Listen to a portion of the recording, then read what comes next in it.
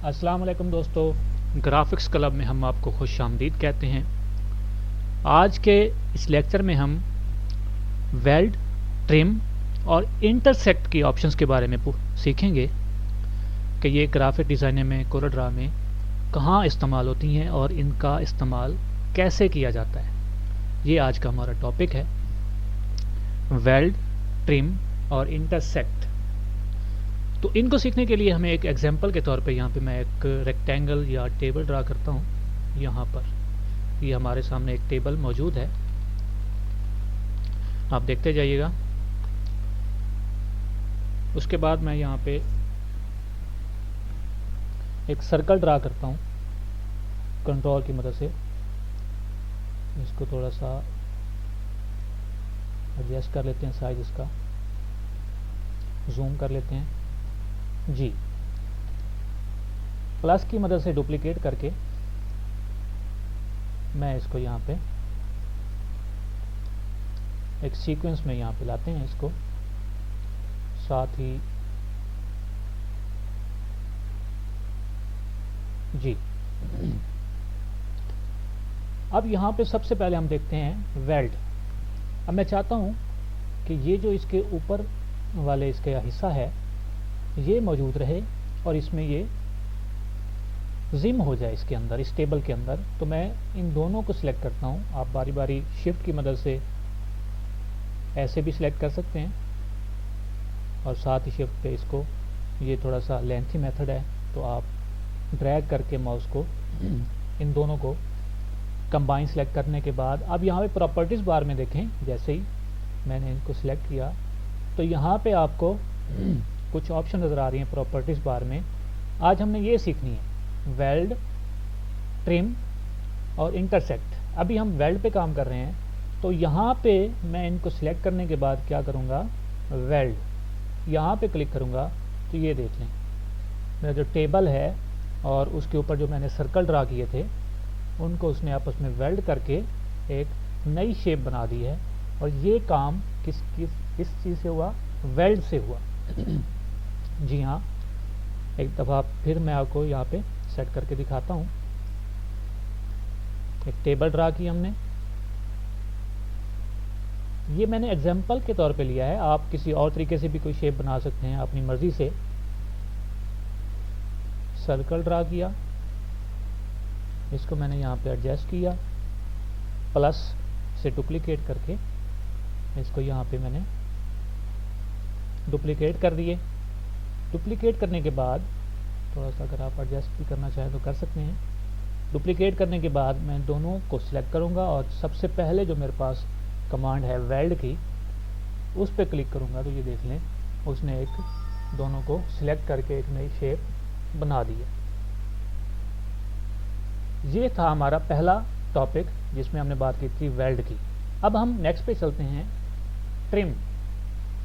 Valid کے بعد کون سی آپشن ہے، ٹرم۔ اب اس کو سمجھنے کے لیے میں یہاں پہ دو سرکل ڈرا کرتا ہوں یہاں پہ، اور اسی کو میں ڈبل اپ کر کے یہاں پہ ایڈجسٹ کرتے ہیں۔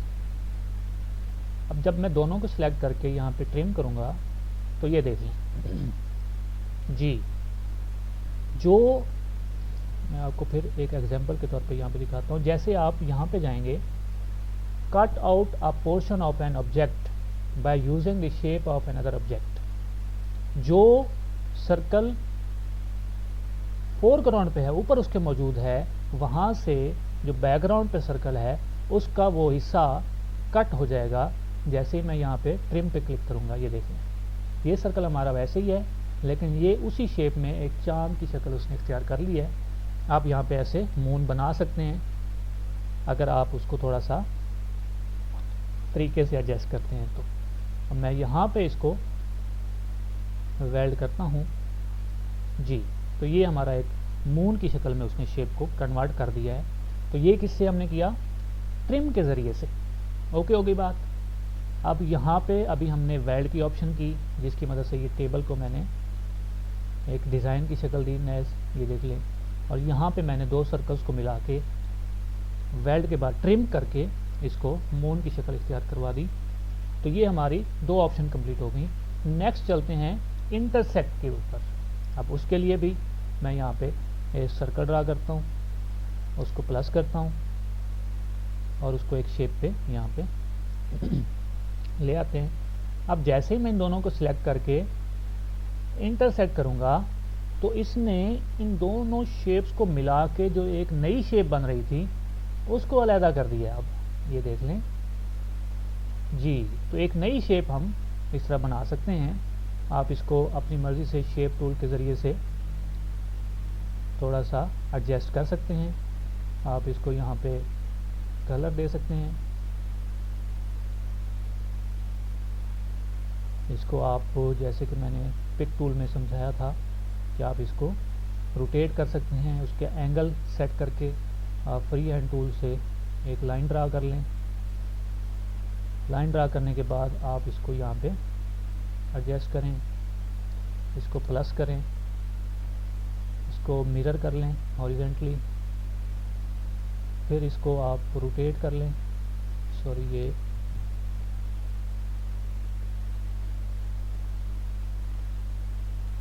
ایک دفعہ پھر روٹیٹ کرتے ہیں تاکہ اس کا جو اینگل ہے وہ اس کے مطابق ایڈجسٹ رہے. دونوں کو سلیکٹ کر لیں. مطلب آپ کسی بھی چیز میں ڈھال سکتے ہیں اس کو اپنی مرضی سے جو آپ چاہیں.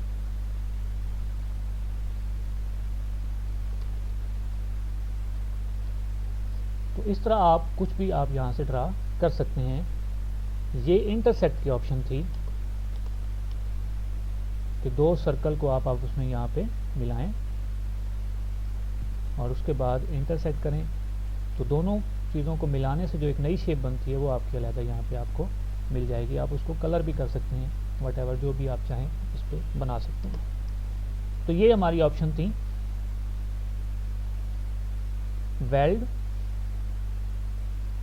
ٹرم اور انٹرسیکٹ. اس کے بعد 4 آپشنز مزید آگے ہیں. سمپلیفائی.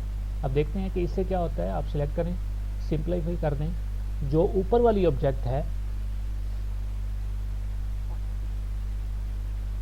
سوری, یہ وہی کام یہاں سے بھی ہو سکتا ہے جو آپ نے کس سے کیا تھا, ویلڈ سے کیا تھا, سوری ٹرم سے. یہ دیکھ لیں یہاں پر میں نے ان کو کیا کیا, سمپلیفائی کیا.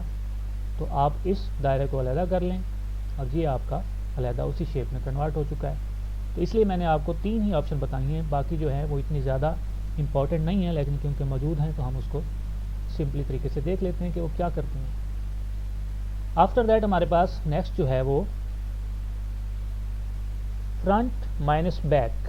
Remove the back object from the front object. اب اس سے بھی آپ وہی کام کر سکتے ہیں جو ہو رہا ہے. پہلے